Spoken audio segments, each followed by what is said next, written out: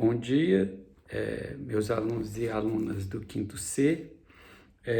A minha aula de hoje, essa videoaula, é dedicada a responder, algumas dúvidas e comentários, alguns comentários que vocês postaram para mim, no trabalho acadêmico.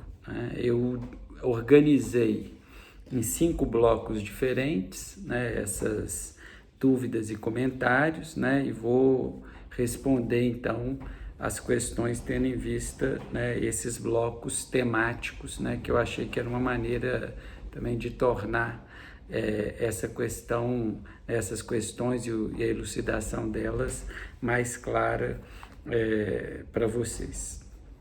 Então, o primeiro bloco, eu chamei de fases da organização libidinal. Nesse bloco, eu vou destacar, de um modo especial, a dúvida, que a Bruna Mendes e a Clara Vilela Ribeiro me enviaram, sobre, que é a seguinte, elas marcam, o interesse da psicanálise pelo período genital, que seria anterior aos 3 anos, e o período de latência, que começaria aproximadamente aos 6 anos de idade, e dizem que não conseguem entender a ordem dos eventos. Então, a pergunta é a seguinte: a escolha do objeto, o autoerotismo, o complexo de Édipo e, posteriormente, a unificação do objeto estão dentro do período pré-genital, que seria anterior aos 3 anos de idade? Então, primeira coisa que eu gostaria de acrescentar é que, embora a gente tenha essa localização aí temporal por parte de Freud, nós não devemos tomar essa organização temporal, essa localização, como muito rígida, Então, de fato, a gente poderia considerar, que o pré-genital, acontece aí em torno, dos 3, até os 3 anos, 4 de idade, Depois a gente teria, o período fálico, que de algum modo seria pré-genital sob um certo aspecto, mas que no texto da organização genital infantil, Freud já vai trabalhá-lo como sendo genital. Então, mais um genital que reconhece, como existente apenas o genital masculino. Então, entre esse período edípico, que acontece aí entre os 3 e os 5 anos de idade, seria o período em que a criança estaria, sob a égide da chamada fase fálica, que, sob um certo ponto de vista, nós podemos chamar de pré-genital, porque nessa fase existe o reconhecimento apenas de um genital, então é a fase que, como vocês vão encontrar lá na videoaula que eu dei, Freud vai dizer que a concepção, da diferença sexual em termos, de castrado e não castrado, onde se atribuiria ao não castrado, uma referência ao feminino, que essa divisão, na verdade, é um desconhecimento do feminino.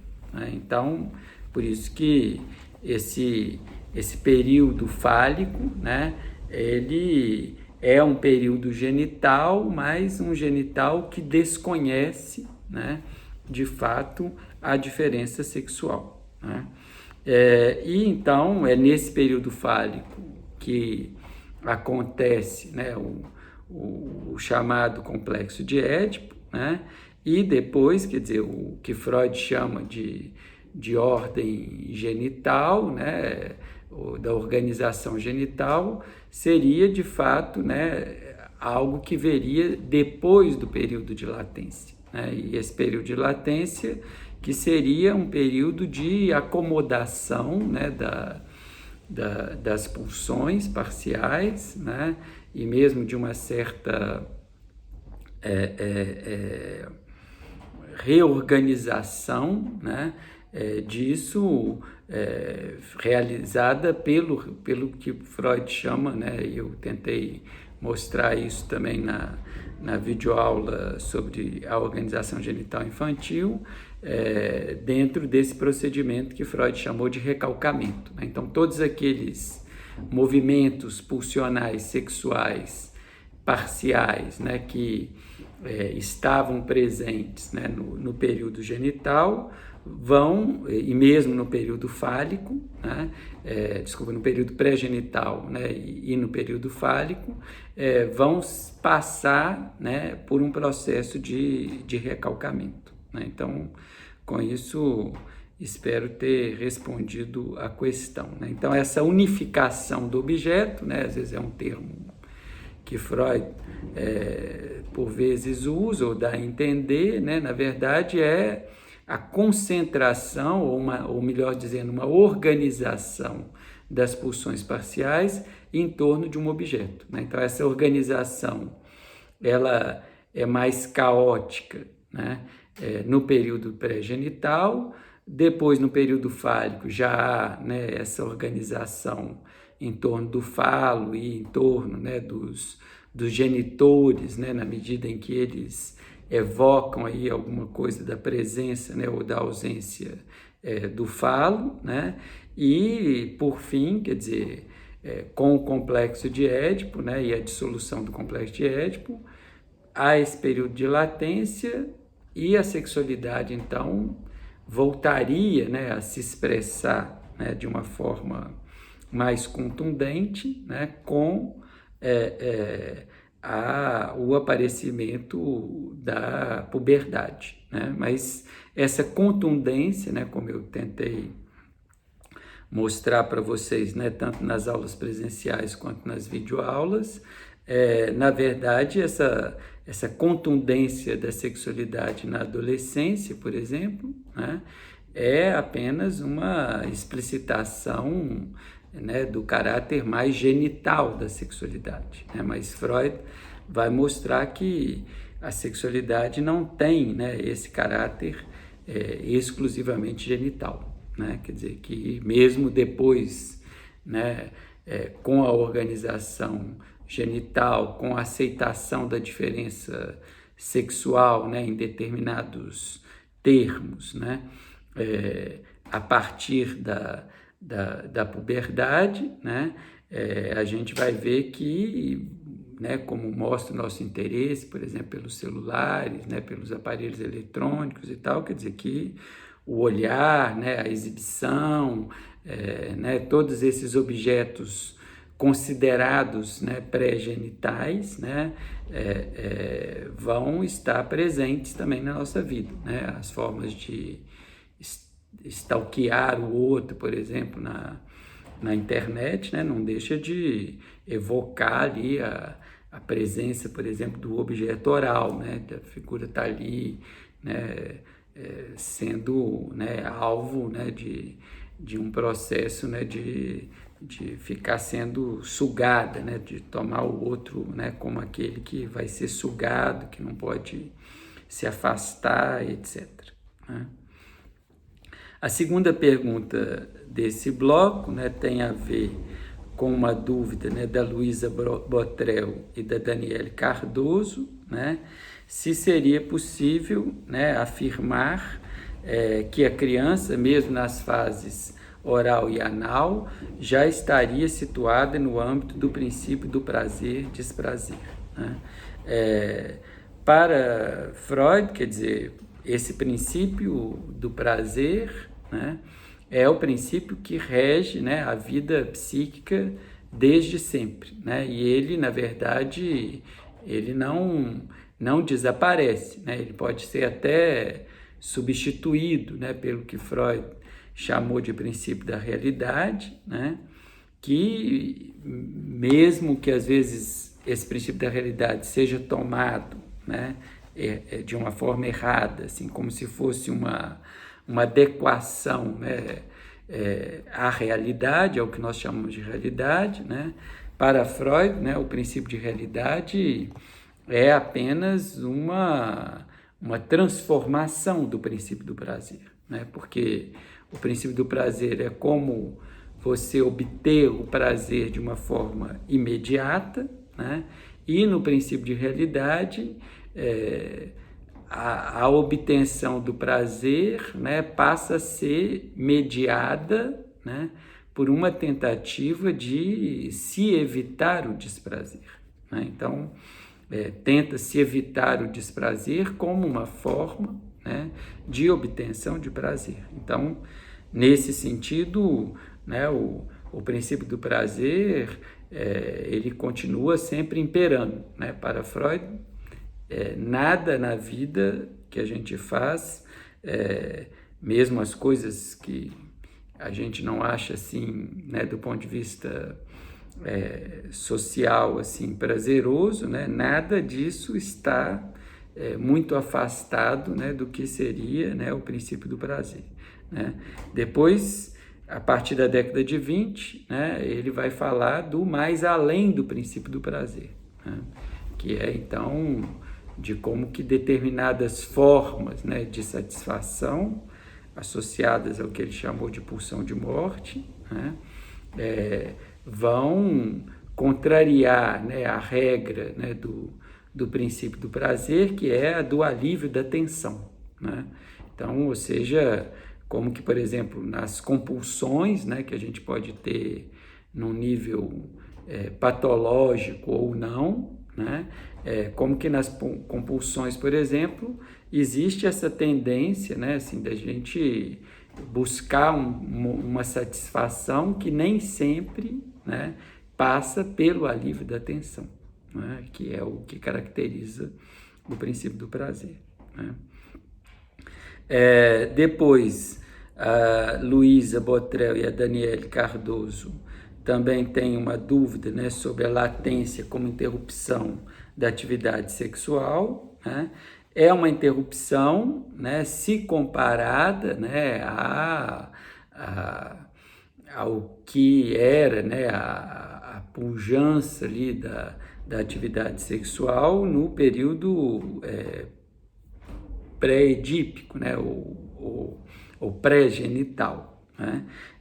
Mas é isso, quer dizer, em psicanálise, né, acho que é isso que eu tenho tentado, né, transmitir para vocês, assim, nada é completamente interrompido, né? Então, assim, o que é interrompido, né, do ponto de vista explícito, né, continua latente, né? Então, a latência tem a ver com algo que está latente, né? Então, não é uma interrupção da atividade sexual, ela continua, né, de uma forma latente. Ela, né, então, aquilo que Freud diz, quer dizer, como que, né, o ódio, por exemplo, do menino pelo pai, como rival, vai se transformar num certo respeito, ou mesmo num medo, né, pelo pai. Quer dizer, então, nesse respeito, nesse medo, existe, né, de uma forma transformada a presença do ódio, né? Da mesma forma que o carinho, né, pelo pai ou pela mãe, né, vai ser uma forma de manter, né, de outro modo, né, de um modo latente, assim, né, isso que seria, né, o desejo, né, pela mãe, a relação ali com esses objetos, sejam eles edípicos, sejam eles objetos também pré-genitais. Bom, espero que eu tenha conseguido esclarecer, né? Se não, sejam essas alunas, sejam outras pessoas, né, da sala de vocês, podem me pedir nos comentários mesmo dessa videoaula, né, no YouTube. Vocês podem escrever nos comentários, né, o que é que vocês acharam da resposta, o que é que precisa ser esclarecido, que, se for o caso, gravo uma outra videoaula, né, para continuar nesse trabalho de elucidação. Então, vou passar ao segundo bloco, que é sobre as pulsões parciais, né? E nesse segundo bloco, aparece uma dúvida da Carolina Miranda e da Luciana Andrada, né, em relação ao texto de Freud, né, Desenvolvimento da Libido e as Organizações Sexuais, né, de 1916, né? Então, elas perguntam, né, tem dúvidas sobre o que Freud quer dizer quando ele fala, né, que o bebê tem as pulsões como totalidade, né, e na vida adulta se a gente teria as pulsões parciais, né? Com essa pulsão em sua totalidade, continuam elas, né?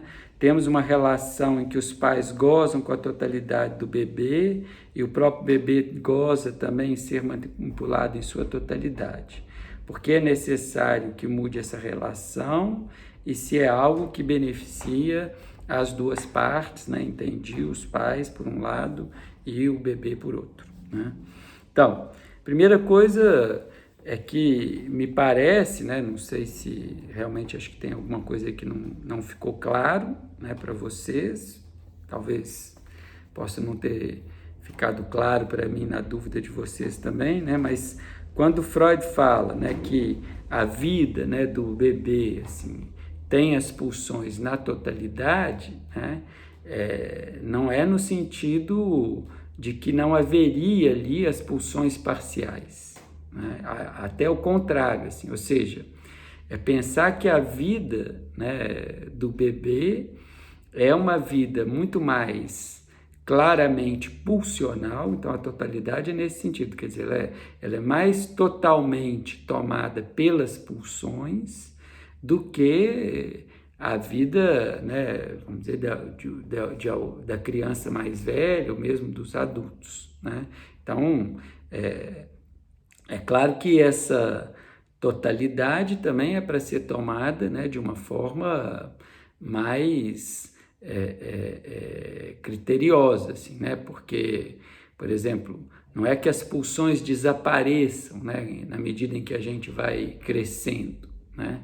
Mas certas coisas, né, que eram mais de natureza, né, explicitamente pulsionais, não aparecem de uma forma tão explicitamente pulsional, né, mas que continua pulsional, né? Então, por exemplo, né, para retomar uma referência que eu falei rapidamente, quer dizer, isso de ficar stalkeando, né, alguém na internet, por exemplo, né?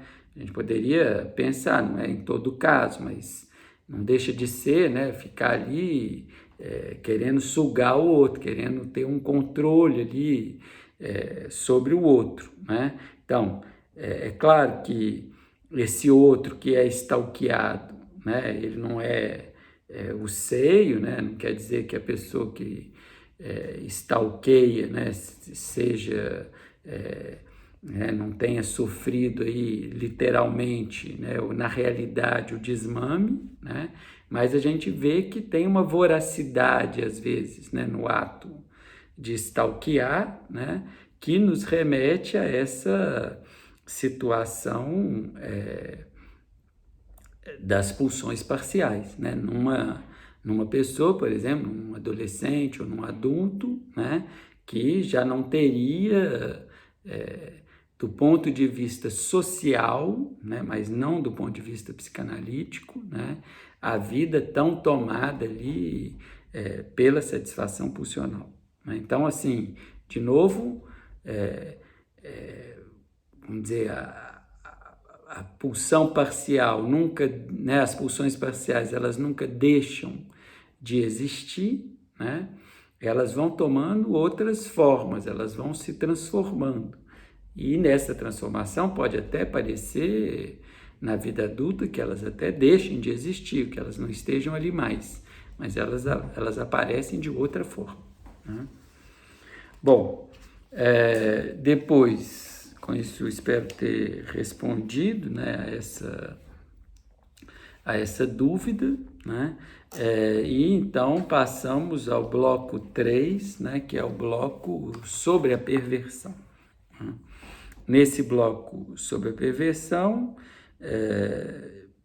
eu encontro, né, uma pergunta, né, que a Ana Maria Lisboa fez, né, sobre uma relação, né, entre a recusa da castração e a perversão, né, e se tem alguma relação, né? Então, o mecanismo, né, que caracteriza, né, a perversão, né, é o que Freud descreveu como sendo, né, a Verleumdung, né, ou o desmentido, né, que, vamos dizer, não é uma possível tradução, né, como recusa, né, mas não quer dizer que esse mecanismo, que é muito característico, né, da perversão, que ele não possa acontecer, né, em outras circunstâncias, né? Então, essa tradução, né, da Verleumdung como desmentido, né, uma tradução que Lacan propõe, né, e para a gente ver como que isso não é restrito, né, à perversão como estrutura, né, ou como diagnóstico, né, a gente vê que mesmo no circuito social, né, sem qualquer conotação psicanalítica, né, a gente vê, por exemplo, com muita frequência, né, os políticos, né, usando e abusando dos desmentidos, né, quer dizer, então um político aparece às vezes, né, dando uma declaração, né, e depois, frente as repercussões negativas, né, dessa declaração, ele desmente, né, a declaração que ele deu antes, né? Então, ou seja, ele fala, né, que não disse aquilo que ele disse, né? Então, isso é um mecanismo corrente, né? Mas que na perversão propriamente dita, né, adquire, né, uma conotação mais determinante, né, ou mais exclusiva, né? Então, o desmentido, né, que aparece na perversão propriamente dita, é o desmentido, né, da castração, né?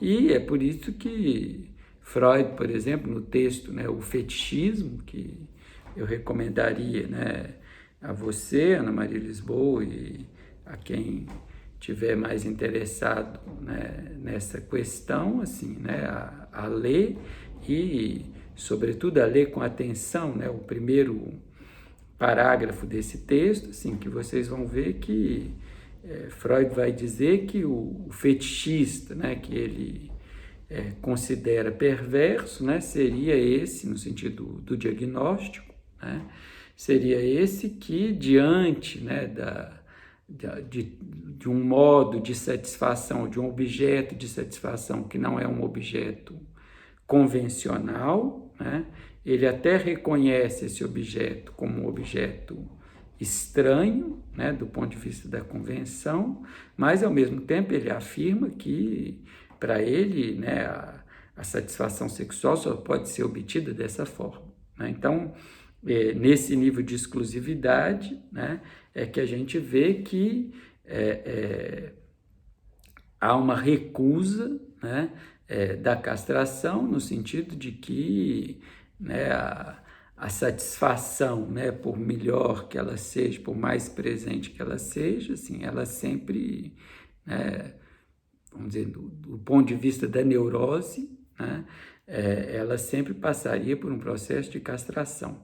Na perversão também, né, há uma restrição, mas diante dessa restrição, o sujeito inventa uma coisa, né? Por exemplo, no caso do fetichista, ele inventa o fetiche, né? Então, é por isso que nesse texto do fetichismo também, quer dizer, se a castração, em última análise, tem a ver com o corpo, né, feminino, como eu mostrei nas videoaulas, né, que o corpo feminino seria interpretado, né, como eu disse, como um corpo castrado, né? Então, se esse corpo feminino ou outro corpo sexual vai ser agregado a ele um fetiche, né? Ou ele vai ser partilhado junto com o fetiche, quer dizer, esse fetiche, dentro da consideração freudiana, né? Ele faria, né, existir, né, o pênis que teria sido castrado, né? Nesse bloco, né, também a Bruna Mendes, né,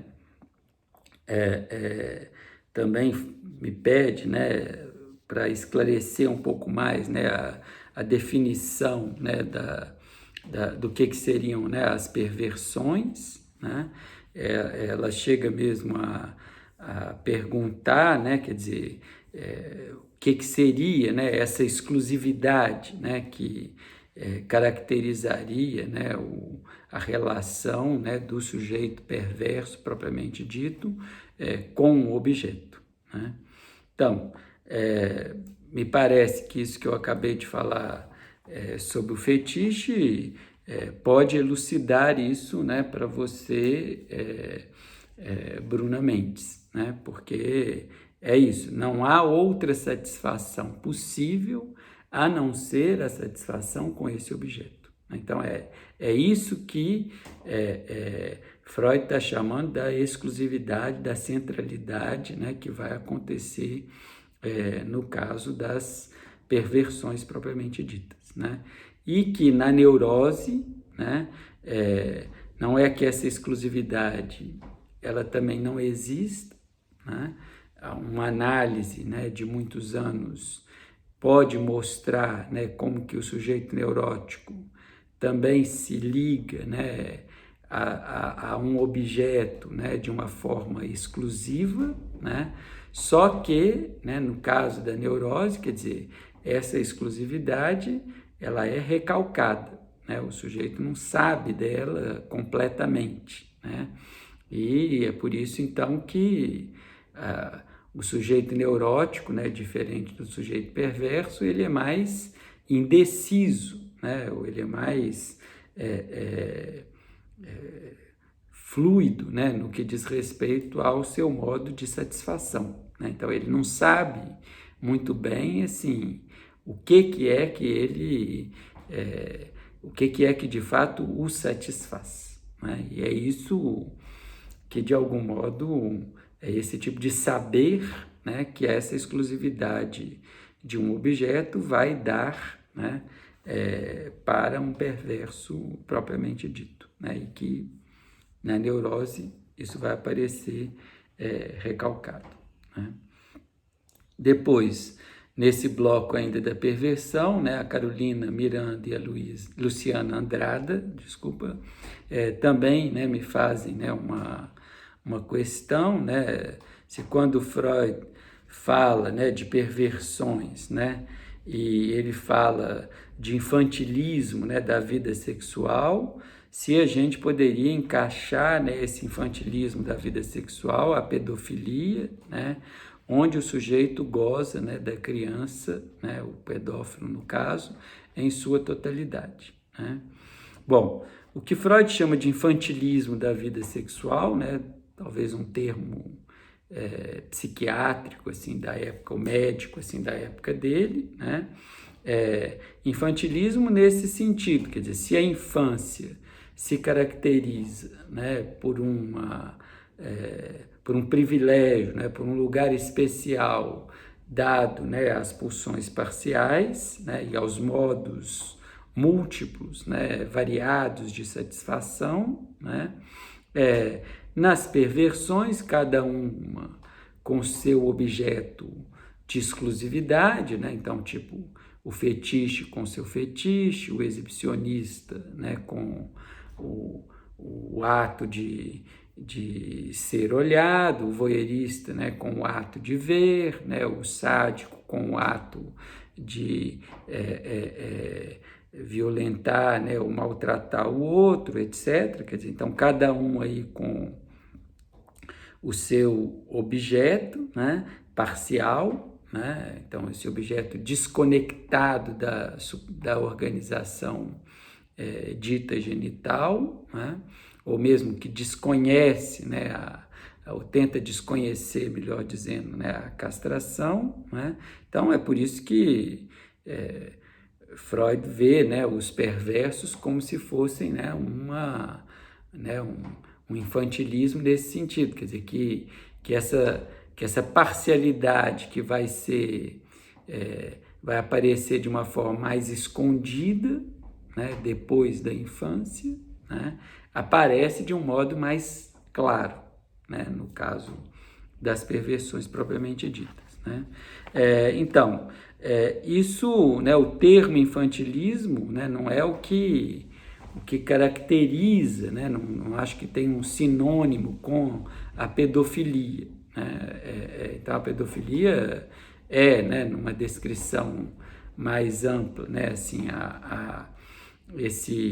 esse tipo de interesse, né, de satisfação, né, sexual ligado, né, a tomar, né, uma criança como objeto dessa satisfação, né, e aí, quer dizer, por que é a criança, né, por exemplo, para o pedófilo que seja perverso propriamente dito, assim, porque a criança, como a gente sabe pelo próprio Freud, né, que eu mostrei nas videoaulas, a criança ainda não tem, né, muito claramente definido, assim, né, a sua posição no âmbito da diferença sexual, né? Quer dizer, então, tipo,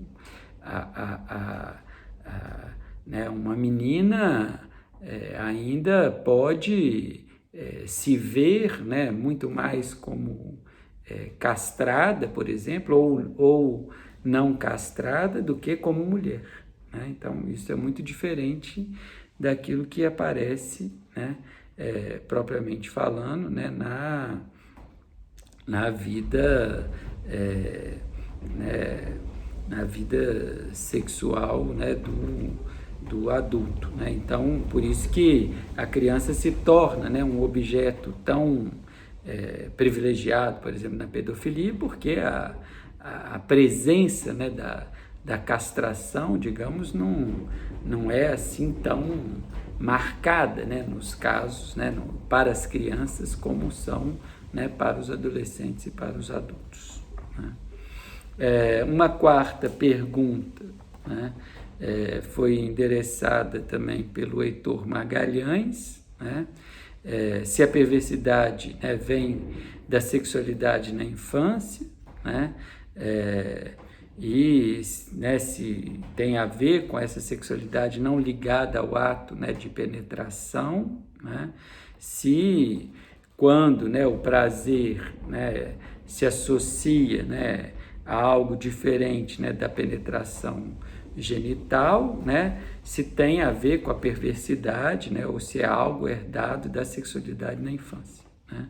Então, com essa pergunta, né, também diante do que eu já falei aqui, a gente reencontra, né, o que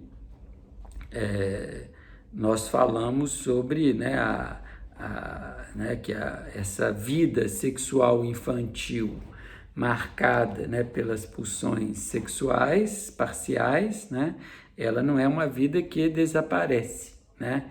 Ela é uma vida que vai ser afastada, que vai ser recalcada, né? Então, certos traços, né, ou certas manifestações dessa satisfação, né, das pulsões parciais vão continuar, né? Então, não existe nada de anormal nisso, né? Então, por isso que, como eu insisti também para vocês, né, inclusive já nas aulas presenciais, quer dizer, que a sexualidade humana é perversa, né, no sentido de que todos nós temos aí os seus modos, né, os seus traços, né, de perversão, né? Então, e na verdade não quer dizer que o ato sexual, né, ligado aí à penetração, para retomar, né, explicitamente a pergunta do Heitor, assim, né, não é isso que que caracteriza, né, a presença desse ato, por exemplo, de penetração, que vai caracterizar a sexualidade dita normal, né? Então, por exemplo, a penetração pode acontecer perfeitamente né, em certas situações sádicas, né, ou em certas situações masoquistas, por exemplo, né? Então não é isso que caracterizaria, né, a normalidade, né? Então nesse ponto, como diz o verso, né, de Caetano Veloso, né, de perto ninguém é normal, né? Esse verso de Caetano é um verso, vamos dizer, muito psicanalítico, né? Nesse bloco também, para finalizar, a gente encontra, né, a pergunta, né, da Silvia dos Santos, né, e do Tomás Ferreira, né, que dizem o seguinte: pelo que eles puderam perceber, né, a relação de perversão não se dá necessariamente na relação amorosa, mas também pode acontecer na relação profissional, familiar, se essa percepção está correta. Se eu poderia dar exemplos, né, em que isso acontece. Bom, eu não entendi, né, talvez vocês possam esclarecer aqui em um comentário, né, no próprio YouTube, ou me mandando um e-mail, né, esclarecendo melhor isso, assim, o que seria, né, essa relação da perversão, né, num ambiente profissional ou familiar, assim, né? Então, não sei se vocês estão se referindo explicitamente, né, assim, a uma parte, né, do texto de Freud. Eu não me lembro, né, dessa menção aí ao profissional, né, mas o que eu acho importante destacar, né, não sei se isso responde à pergunta de vocês, assim, é que né, a perversão como essa característica, né, como eu estava dizendo, da sexualidade humana, né, no sentido de que a sexualidade humana ela é muito plástica, né, muito múltipla, né, ainda que, né, como Freud percebeu, ela acaba tendo uma certa organização, né, em torno, né, dos genitais, né? Isso dentro de uma descrição, por um lado psicanalítica, né, mas também por outro, também, né, do que a gente observa, né, no dia a dia, né? A gente vê claramente, né, como eu tive a ocasião de ressaltar para vocês, né, em algumas aulas, ainda na parte presencial do nosso curso, né, o quanto que, vamos dizer, você pode, por ocasião, né, disso que as pessoas chamam, né, de um date, né, existe ali um interesse, né, do encontro, né, entre os corpos, de um encontro que pode até vir a ser, né, um encontro sexual, né, de uma relação sexual propriamente dita, né, mas, vamos dizer assim, ainda que o date seja um prenúncio para isso, né, a gente sabe que há várias coisas, né, que antecedem, né, o date, o que acontece, né, no próprio date, que não tem nada a ver com a efetivação, né, do ato sexual propriamente dito, né? Então, ou seja, né, o nosso interesse pelos acessórios, o nosso interesse pela roupa, o nosso interesse pelo perfume, o nosso interesse pelo jeito que a gente vai comer, pelo tipo de comida, tudo isso, né, quer dizer, é um interesse que, quando a gente compara, né, os seres humanos, né, a outros animais ou mesmo a outros seres vivos, a gente vê que a gente tem uma variedade, uma diversidade, uma plasticidade, né, em termos de realização desse tipo de satisfação, né, e é isso que Freud está chamando, né, das nossas perversidades, né, quer dizer, o fato que a gente não tem, né, um programa, né, fixado, um programa definido de forma natural ou de forma fisiológica, né, como vai acontecer com os seres vivos, né, em geral, né? Bom, então vimos aí os três primeiros blocos, né? Depois nós temos ainda, né, um quarto bloco sobre o complexo de Édipo, né? E um quinto bloco, né, sobre questões mais variadas, né? Assim, e para não estender muito, né, nessa videoaula, eu vou deixar esses dois últimos blocos, né, para uma outra videoaula que eu vou gravar e postar logo em seguida. Então é isso, muito obrigado, que todos vocês continuem bem, e como estamos aí na véspera, né, da Páscoa, né, da Semana Santa, também desejo a vocês, né, seus familiares e amigos, né, um bom feriado, né, e aproveitem para descansar um pouco, né, nesse período também que é de quarentena mais do que de feriado, né. Um abraço para vocês, tchau.